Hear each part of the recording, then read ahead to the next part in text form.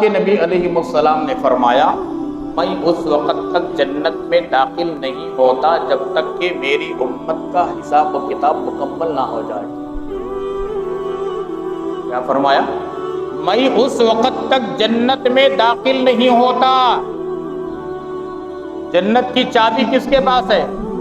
اللہ کے نبی کے پاس ہے۔ آقا نے فرمایا میں اس وقت تک جنت میں داخل نہیں ہوتا جب تک میری امت کا حساب و کتاب پورا نہ ہو جائے۔ یہ بات ذہن میں تھی ایک اللہ کے بندے کے، لیکن سب کو ہونا چاہیے۔ قدیم زمانے کی بات ہے، ایک اللہ کا بندہ اپنے ہاتھ میں کچھ اشرفیوں کا زمانہ تھا، ہیرے موتی جواہرات اشرفیوں کا زمانہ، ہاتھ میں پکڑ کر بیاگ جا رہے تھے، چھوٹی سی تھیلی۔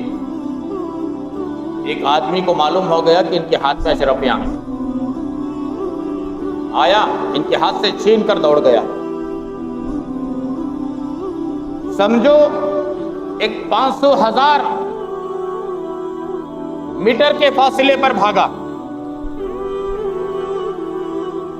آنکھوں سے نابینا ہو گیا، اندھا ہو گیا،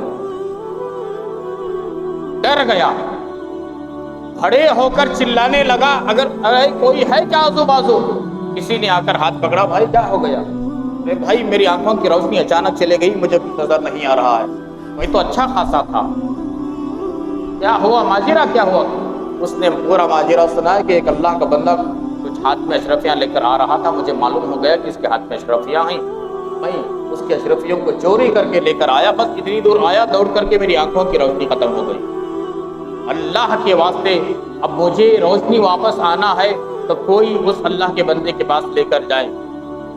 جو حلیہ دیکھا تھا اس نے پورا حلیہ بیان کیا، فلاں فلاں تھا وہ آدمی لے کر گیا، وہاں ایک آدمی تھا، ایک دکاندار تھا، اس سے کہا کہ فلاں فلاں قسم کا جو آدمی، اس کا چہرہ ایسا ہے، لباس ایسا ہے، یہ جو چوری کیا ہوا تھا نا، اس نے بتایا، میں نے دیکھا اس کا حلیہ ایسا تھا، اس کا لباس ایسا تھا۔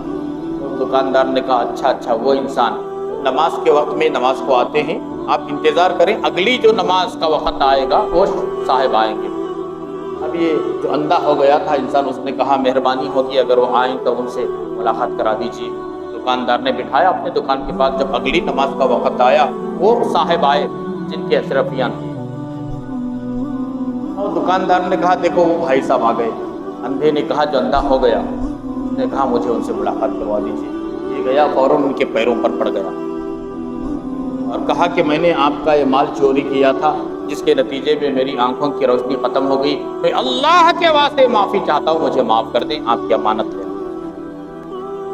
پتا ہے آپ کو صاحب نے کیا کہا؟ جن کا مال تھا انہوں نے کہا ارے اللہ کے بندے، جس وقت تو نے میرے ہاتھ سے چھین کر تھیلی بھاگا، میں اسی وقت کھڑے ہو کر اللہ کو حاضر ناظر جان کر میں کہتا ہوں، اللہ کو گواہ بنا کر کہتا ہوں، جس وقت تو نے میرے ہاتھ سے چھین کر دوڑا، میں نے اسی وقت تجھے معاف کر دیا۔ یہ چرانے والا بڑا حیران ہوا، اور اسی وقت معاف کر دیا؟ ہاں میں نے معاف کر دیا۔ کیوں؟